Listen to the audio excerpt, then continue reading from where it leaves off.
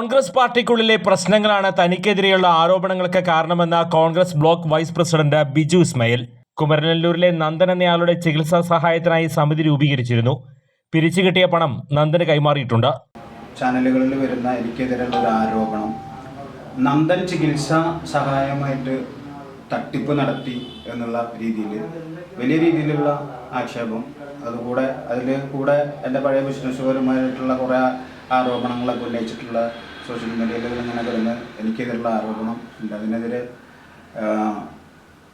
ഞാൻ നടപടികളായിട്ട് മുന്നോട്ട് പോവുകയാണ് എന്നാണ് തീരുമാനിച്ചിരുന്നത്.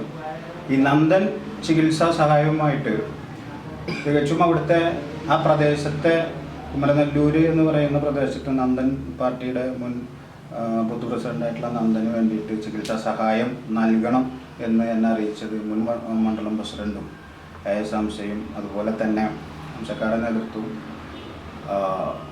നന്ദൻ ജോലി ചെയ്തിരുന്ന സ്ഥാപനത്തിലെ ഓണറായിട്ടുള്ള ഇങ്ങക്കാട് പൂരം കമ്മിറ്റിയുടെ പ്രസിഡൻറ്റും കൂടിയായ PR സുരേഷേട്ടൻ മണിയാണ്ടേട്ടനും കൂടിയിട്ടുള്ള അവരുടെയൊക്കെ നിർദ്ദേശപ്രകാരമാണ് ഞാൻ ആ പ്രദേശത്ത് നന്ദന് വേണ്ടിയിട്ടൊരു ചികിത്സ സഹായം നൽകാൻ തീരുമാനം എടുത്തത്. അതെൻ്റെ ഒറ്റയ്ക്കുള്ള തീരുമാനമല്ലായിരുന്നു. ആ പ്രദേശത്ത് പോയിട്ട് അവിടുത്തെ വാർഡ് കമ്മിറ്റി, അന്ന് ബൂത്ത് കമ്മിറ്റി വിളിച്ച് ആ ബൂത്ത് കമ്മിറ്റിയുടെ ഒരു മിനിറ്റ്സിൽ അന്ന് രേഖപ്പെടുത്തി അതിൽ നന്ദന് വാർഡോ ബൂത്തോ മണ്ഡലമോ അല്ലാതെ തന്നെ ആ പ്രാദേശികമായിട്ടുള്ള ആളുകളെ ഉൾപ്പെടുത്തിയിട്ടൊരു കമ്മിറ്റി രൂപീകരിക്കാൻ നമ്മളവിടെ വലിയ പ്രാതിനിധ്യമില്ലാത്തൊരു മേഖല ആയിട്ട് പോലും 4-5 പേര് 8 പേരാണ് അന്ന് മീറ്റിങ്ങിന് വന്നത്. അന്ന് 30/9/2024 അന്നത്തെ മിൻസ് ബുക്ക് പ്രകാരം മിൻസിൽ നോട്ട് ചെയ്തതനുസരിച്ച് ആ പ്രദേശത്ത് ആ മിൻസിൽ എഴുതിയത് 3 പേരുടെ, അന്ന് അവിടുത്തെ സീനിയർ നേതാവായ രവിയേട്ടൻ്റെയും ബിജു ഇസ്മായിലിൻ്റെയും സിറാജ്, നന്ദൻ്റെ സുഹൃത്തായിട്ടുള്ള സിറാജ്, ആ പ്രദേശത്തെ പാർട്ടി പ്രവർത്തനം കൂടിയാണ്. സിറാജിൻ്റെ പേരിൽ അക്കൗണ്ട് തുടങ്ങുക എന്നുള്ളതാണ്. ആ അടിസ്ഥാനത്തിലാണ് ഈ നന്ദന് ചികിത്സാ സഹായം സ്വരൂപിക്കാൻ തീരുമാനമെടുത്തത്. നന്ദൻ ആദ്യം മെഡിക്കൽ കോളേജിൽ കാണിച്ചു. അത് കഴിഞ്ഞ് അമലയിലേക്ക് മാറ്റി. അമലയിൽ ബൈപ്പാസ് സർജറി പറഞ്ഞു. സർജറി തുടങ്ങിയ സമയത്ത് സാമ്പത്തികം ആവശ്യമായി എന്ന് പറഞ്ഞപ്പോൾ ഈ മീറ്റിങ്ങിൻ്റെ സമയത്ത് കുറച്ച് ആളുകളൊക്കെ സാമ്പത്തികം ഓഫർ ചെയ്തിട്ടുണ്ടായിരുന്നു. അപ്പോൾ അതിനുവേണ്ടി ഒരു വാട്സപ്പ് ഗ്രൂപ്പ് തുടങ്ങുക എന്നുള്ള തീരുമാനം ആ വാട്സപ്പ് ഗ്രൂപ്പ് തുടങ്ങി. അതിൽ ഓഫർ ചെയ്ത ആളുകളൊക്കെ പറഞ്ഞു. ആ സമയത്ത് കുറച്ച് സാമ്പത്തികം കിട്ടിയിട്ടുണ്ടായിരുന്നു. അത് കയ്യിൽ കിട്ടിയ സാമ്പത്തികമൊക്കെ അന്ന് അവിടുത്തെ ബൂത്ത് പ്രസിഡൻ്റായിട്ടുള്ള രവിയേട്ടനായിരുന്നു അത് ഹാൻഡിൽ ചെയ്തിരുന്നത്. രവിയേട്ടൻ്റെ അടുത്തിരുന്ന സാമ്പത്തികമൊക്കെ ഉണ്ടായിരുന്നത് എല്ലാവർക്കും അറിയാവുന്ന കാര്യമാണ്. അത് കഴിഞ്ഞ് പിന്നീട് ആളുകൾ വിളിച്ചു നന്ദന് വേണ്ടി സഹായിക്കാൻ വേണ്ടിയിട്ട് നമ്മൾ വാട്സപ്പിൽ മെസ്സേജ് ഇട്ടതിൻ്റെ ഫലമായിട്ട് അക്കൗണ്ട് ഓപ്പൺ ആവായിട്ട് ഈ ജോയിൻ്റ് അക്കൗണ്ട് തുടങ്ങാത്തത് കൊണ്ട് എൻ്റെ നമ്പറാണ് കൊടുത്തിരുന്നത്. അത് രവിയേട്ടനായിരുന്നു പറഞ്ഞിട്ടുണ്ടായിരുന്നു. രവിയേട്ടന് പ്രായത്തിൻ്റെ ബുദ്ധിമുട്ടുണ്ട്, ബാങ്കിൽ പോകാനും വരാനും ബുദ്ധിമുട്ടുണ്ടെന്നൊക്കെ പറഞ്ഞപ്പോൾ സിറാജിന് തീരെ ഒഴിവില്ലാത്തത് കൊണ്ട് ട്രഷററായിട്ട് പോലും എൻ്റെ കൺവീനറാക്കിയിട്ട് എൻ്റെ നമ്പർ, അതിനൊന്നും ബുദ്ധിമുട്ടുണ്ടായില്ല. അതിന് നമ്മൾ ആ നമ്പർ ഉപയോഗിച്ച് അതിൽ സാമ്പത്തികം വന്നു. അതിനുശേഷം ഈ 30-ാം തീയതി നമ്മൾ യോഗം കൂടിയിട്ട് 3-ാം തീയതി 3/10/2024 ഇരിഞ്ഞാലക്കുട, ഇപ്പോൾ നിങ്ങൾക്ക് എല്ലാവർക്കും അവർ ഇന്നലെ നിങ്ങൾ ന്യൂസിൽ കാണിച്ചതുപോലെയുള്ള സ്റ്റേറ്റ്മെൻറ്റ്, ഇത് അക്കൗണ്ട് 3 പേരുടെ അക്കൗണ്ട് തുടങ്ങിയിട്ടുള്ളത് അവിടെ ബാങ്കിൽ തുടങ്ങി. ഈ തുടങ്ങിയ സമയത്ത് അതിന്ന് ഫണ്ട് വന്നത് എടുത്ത് നന്ദന് കൊടുക്കുക എന്നുള്ള ഉദ്ദേശത്തിൽ തന്നെയായിരുന്നു. അതുതന്നെയാണ് ഇവിടെ നടന്നിട്ടുള്ളൂ. എനിക്കെതിരെ പോകുന്ന ആരോപണം ഈ സ്റ്റേറ്റ്മെൻറ്റിൽ എൻ്റെ പേഴ്സണൽ ലോണിലേക്ക് ഇസാഫ് ബാങ്കിലേക്ക് പിടിച്ചു എന്ന് കാണിച്ചിട്ടാണ് ഇപ്പോൾ ഇന്നലത്തെ മാധ്യമങ്ങളിലൊക്കെ വന്നിട്ടുള്ള ന്യൂസ്. അത് തികച്ചും ഞാൻ ബാങ്കിൽ പോയി ഞാനെടുത്ത സ്റ്റേറ്റ്മെൻറ്റാണ്. ഇതേ സ്റ്റേറ്റ്മെൻറ്റാണ് ഇപ്പോൾ ഇന്നലെ നിങ്ങൾ കാണിച്ചിട്ടുള്ള സ്റ്റേറ്റ്മെൻറ്റ് എന്നുള്ളതാണ് എനിക്കറിയാൻ സാധിച്ചത്. ഈ അക്കൗണ്ട് തുടങ്ങുന്നതിന് മുന്നേ വന്ന പേയ്മെൻറ്റ് എന്നുള്ള രീതിയിലാണ് ഈ വന്നിട്ടുള്ള ഗൂഗിൾ പേയിലെ സ്റ്റാറ്റസും കാര്യങ്ങളുള്ള ഡീറ്റെയിലാണ് ഈ 10,200 എന്ന് പറയുന്നത്. എൻ്റെ ബാങ്കിലേക്ക് പിടിച്ചതല്ല, എൻ്റെ അക്കൗണ്ടിൽ നിന്ന് ഈ അക്കൗണ്ടിലേക്ക് ട്രാൻസ്ഫർ ആയിട്ടുള്ള സാമ്പത്തികമാണ്. അതുപോലെ തന്നെ ഒരു സലീം ആൾ കളക്ട് ചെയ്തിട്ടുള്ള പൈസ അത് ഇതിലേക്ക് ഇട്ടിട്ടുണ്ട്. എനിക്ക് ഗൂഗിൾ പേ ആയിട്ട് വന്നിട്ടുള്ള സാമ്പത്തികം 3000 പല ആളുകളായിട്ട് അയച്ചിട്ടുള്ള പൈസകൾ ഇതിലേക്ക് ഇട്ടിട്ടുണ്ട്. ഒരു 13,000 ചില്ലറ രൂപയോളം നമ്മൾ ആദ്യം തന്നെ ഈ അക്കൗണ്ട് തുടങ്ങാനായിട്ട് മുന്നേ വന്നിട്ടുള്ള എഴുതി മെസ്സേജുകളിൽ കുറേ ആളുകൾ ഓഫർ പറഞ്ഞിട്ടുണ്ട്. തന്ന കാശുകളൊക്കെ അന്നത്തെ സമയത്ത് അവിടുത്തെ ജനറൽ സെക്രട്ടറിയും ട്രഷററി നിർദ്ദേശപ്രകാരമൊക്കെ അവിടെ സാമ്പത്തികം അവിടെ ഉള്ളതാണ്. അതുകൂടാതെ വന്ന എല്ലാ അക്കൗണ്ടും കാര്യങ്ങളും ഡീറ്റെയിലും കൂടെ കറക്റ്റായിട്ട് എൻ്റെ കയ്യിൽ ഞാനുമായി ബന്ധപ്പെട്ടിട്ടുള്ള കാര്യങ്ങളൊക്കെ ഇട്ടുണ്ട്. 43,652 രൂപയാണ് ഈ അക്കൗണ്ട് ത്രൂ വന്നത്. അത് നമ്മൾ 50,000 രൂപ നന്ദന് കൊടുത്തു. നന്ദൻ ആദ്യം പറഞ്ഞൊരു ആരോപണം പൈസ കിട്ടിയിട്ടില്ല എന്നാണ്, ഇപ്പോൾ പറയുന്നത് കിട്ടിയെന്ന് പറയുന്നു. രണ്ടാമത്തെ ആരോപണം എന്ന് പറയുന്നത് എൻ്റെ അക്കൗണ്ടിലേക്ക് പൈസ ട്രാൻസ്ഫർ ചെയ്തു എന്നുള്ളത്.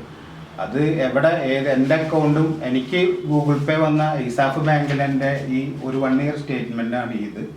ഈ സ്റ്റേറ്റ്മെൻറ്റിൽ ഒരു ലോണും എനിക്ക് ഒരു ബാങ്കിലും ഇല്ല, ഇസാഫ് ബാങ്കിൽ പ്രത്യേകിച്ചില്ല, ലോണില്ല, ലോൺ പിടിച്ചു എന്ന് പറയാനുള്ളത്. മൂന്നാമത്തെ ആരോപണം കൃത്യസമയത്ത് പൈസ കൊടുത്തില്ല എന്നാണ്.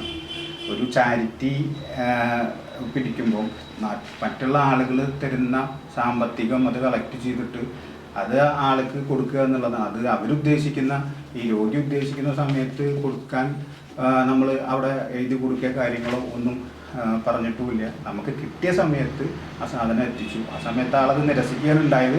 പിന്നീട് വീട്ടിൽ കൊണ്ടുപോയിട്ട് 50,000 രൂപ കൊടുത്തു. പിന്നുള്ള ഒരു ആരോപണം ഈ നന്ദൻ്റെ വീട്ടുകാരനെ ആരെയും ഇതിൽ ഉൾപ്പെടുത്തിയിട്ടില്ല എന്നുള്ളതാണ്. നന്ദൻ്റെ വീട്ടുകാരെ ആരെയും ഉൾപ്പെടുത്തിയിട്ടില്ല എന്നുള്ളത് ആ മിനിറ്റ്സ് ബുക്കിൽ കറക്റ്റായിട്ട് ഇതിൽ എഴുതി വെച്ചിട്ടുണ്ട്. അന്ന് നന്ദൻ ചികിത്സാ സഹായം എന്ന പേരിൽ രൂപീകരിക്കാൻ ബന്ധപ്പെട്ട് നന്ദനോട് സംസാരിക്കാൻ ഹംസക്കേനാണ് ചുമതലപ്പെടുത്തിയത്. സമിതിയിലുണ്ടായിരുന്ന രവി എന്ന ആളുടെ പക്കൽ പണമുണ്ടായിരുന്നു. അത് നന്ദന് കൊടുത്തുപോയെന്നറിയില്ല. സഹായനിധി കമ്മിറ്റി പിരിച്ചുവിട്ടിട്ടില്ല. വരും ദിവസങ്ങളിൽ കണക്കുകൾ രേഖാമൂലം മാധ്യമങ്ങൾക്ക് മുന്നിൽ ഹാജരാക്കും. മൊത്തം വന്ന തുക എന്ന് പറയുന്നത് നമുക്ക് മൊത്തം വന്നത് 13,800 രൂപ നമ്മൾ രവിയേട്ടൻ്റെ അടുത്ത് കൊടുത്തിട്ടുണ്ടായിരുന്നു. അതുകൂടാതെ പ്രാദേശികമായിട്ട് അവിടെ പിരിക്കാൻ ഇറങ്ങിയിട്ടുണ്ട്. അതായത് വീടുകളിൽ കയറിയിട്ട്. അതിന് ഞാനുണ്ടായിരുന്നില്ല, രവിയേട്ടൻ അതുപോലെ ചന്ദ്രേട്ടൻ, ഈ കമ്മിറ്റിയിൽ അതിന് ഈ യോഗം നമ്മൾ അത് ഞാൻ പറയാം. പിരിക്കാൻ ഇറങ്ങിയിട്ടുള്ള തുക അതൊക്കെ രവിയേട്ടൻ്റെ അടുത്തായിരുന്നു. ആദ്യം വന്ന ഈ ഗൂഗിൾ പേയുടെ എമൗണ്ട് എടുത്തിട്ടുണ്ടായിരുന്നു ഒക്കെ അന്ന് നമ്മൾ ജോയിൻ്റ് അക്കൗണ്ട് തുടങ്ങിയിട്ടില്ല. അതിന് ശേഷമാണ് ഈ പൈസ കൊടുക്കാൻ വേണ്ടിയിട്ട്. അപ്പോൾ ഈ പൈസ കൊടുക്കാൻ വേണ്ടിയിട്ടാണ് നമ്മൾ ആദ്യം മീറ്റിംഗ് വിളിച്ചത്. അന്ന് സ്വരാജും വന്നില്ല, ഞാനും പോയില്ല. ആ സമയത്ത് എനിക്ക് പോകാൻ പറ്റില്ല. രണ്ടാമത് നന്ദൻ്റെ സർജറി കഴിഞ്ഞ ഈ ഡേറ്റിനാണ് ഈ നമ്മൾ ഈ 14/10 ഈ സാമ്പത്തികം 43,000 ചില്ലറ രൂപയാണ് നമുക്ക് അക്കൗണ്ടിൽ വന്നിട്ടുള്ളത്. ഈ അക്കൗണ്ടിൽ വന്നിട്ടുള്ള പൈസ, അവിടെയാണ് സംശയം. അക്കൗണ്ടിൽ വന്നിട്ടുള്ള പൈസ എന്ന് പറയുന്നത് ഈ ഗൂഗിൾ പേയിൽ വന്ന പൈസ അടക്കമാണ്. പാർട്ടി തനിക്കെതിരെ ഒരു നടപടിയും സ്വീകരിച്ചിട്ടില്ല. താൻ മണ്ഡലം പ്രസിഡന്റ് ആയിരിക്കെ തുടങ്ങിയ പാർട്ടിക്കുള്ളിലെ ഗ്രൂപ്പ് പോരാണ് സംഭവത്തിന് പിന്നിലെന്നും ബിജു ഇസ്മായിൽ പറഞ്ഞു. ഈ വിഷയങ്ങളെല്ലാം അവതരിപ്പിക്കാൻ ഇവർ പാർട്ടിക്ക് പരാതി കൊടുക്കണം. അവിടെ ഇതിനൊരു ഒരു കമ്മിറ്റി ഉണ്ടാക്കിയിട്ടുണ്ട്. ആ കമ്മിറ്റിയുടെ അടുത്ത് ഇവരാരും ഇതുവരെ ഒരു പരാതി ഉന്നയിച്ചിട്ടുണ്ടായിരുന്നില്ല. ഈ വിഷയം DCC പ്രസിഡന്റ് എന്നെ അറിയിച്ചത് ഇന്നമാതിരി ഒരു വിഷയമുണ്ട്, അതിന് ബന്ധപ്പെട്ട കാരണം കാണിക്കാൻ വേണ്ടിയിട്ടുള്ള നോട്ടീസ് തരണം എന്ന് പറഞ്ഞപ്പോഴാണ് ഞങ്ങളിതുമായി അറിയുന്നത്. അന്ന് തന്നെ അവിടെ മീറ്റിംഗ് ഈ കമ്മിറ്റി വിളിച്ചിരുന്നു. ഈ കമ്മിറ്റി വിളിച്ച് അന്ന് മീറ്റിംഗ് വിളിച്ചപ്പോഴും ഈ ട്രഷററുമായിട്ടോ പരാതിക്കാരനോ അല്ലെങ്കിൽ ട്രഷററോ ഇതിന് ബന്ധപ്പെട്ട ആരോട് പങ്കെടുത്തില്ല. അവിടെ വരുന്ന ആളുകൾ, അവിടെ 5-6 ആളുകളെ വരാറുള്ളൂ. അത് വന്ന് അവിടെ യോഗം ഇരുന്നു.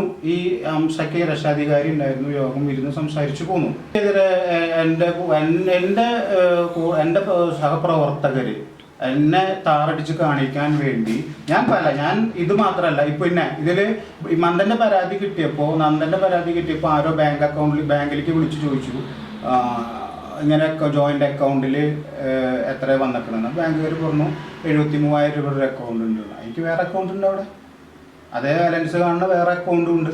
മനസ്സിലായോ? ഇത് എന്നെ താറടിച്ച് കാണിക്കാൻ വേണ്ടിയിട്ട് ഞാൻ ഇപ്പോൾ മണ്ഡലം പ്രസിഡന്റ് ആയതിനു ശേഷം, പാർട്ടിയിൽ മണ്ഡലം പ്രസിഡന്റ് ആയതിനു ശേഷം എനിക്കെതിരെ നടക്കുന്ന ഗൂഢമായിട്ടുള്ള, എൻ്റെ പാർട്ടിക്കാർ സീനിയർ ആളുകൾ തന്നെ നടത്തുന്ന ഗൂഢമായിട്ടുള്ള ഒരു പ്രവർത്തനമാണ് എന്നുള്ളതാണ്. പിന്നെ ഇത് ഈ മീറ്റിംഗ് അതും കഴിഞ്ഞ് ഈ ഡേറ്റിന് DCC പ്രസിഡന്റ് നിർദ്ദേശപ്രകാരം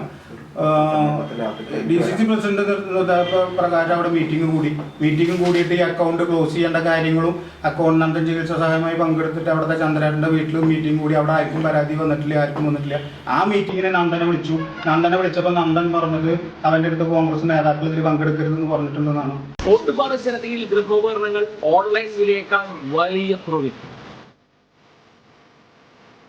ഓട്ടുപാറ ജനതയിൽ നിങ്ങളുടെ പഴയ mixie, grinder, fan, iron box, induction cooker, ഒപ്പം പഴയ സ്റ്റീൽ, അലുമിനിയം, ചെമ്പ് പാത്രങ്ങളെല്ലാം മാറ്റിയെടുക്കാനുള്ള ഒരു സുവർണ അവസരമാണ് ഒരുക്കിയിരിക്കുന്നത്. 1399 രൂപയ്ക്ക് മിക്സികൾ, ഫാനുകളെല്ലാം വലിയ വിലക്കുറവിൽ. ഇൻഡക്ഷൻ കുക്കർ 1199 രൂപ. 3 ബർണർ ഗ്യാസ് സ്റ്റൗ ആണെങ്കിൽ 1999 രൂപ മുതൽ ആരംഭിക്കും. ഈ സൗജന്യങ്ങൾ ഓട്ടുപാറ ജനതയിൽ മാത്രം. ജനത ഓട്ടുപാറ. ഫോൺ 9526267779. കൂടുതൽ വാർത്തകൾക്ക് ഞങ്ങളുടെ ചാനൽ സബ്സ്ക്രൈബ് ചെയ്യുക. ഫേസ്ബുക്ക് ഫോളോ അപ്പ് ചെയ്യുക. വാർത്തകൾ വേഗത്തിലറിയാൻ എനി ടൈം ന്യൂസ്.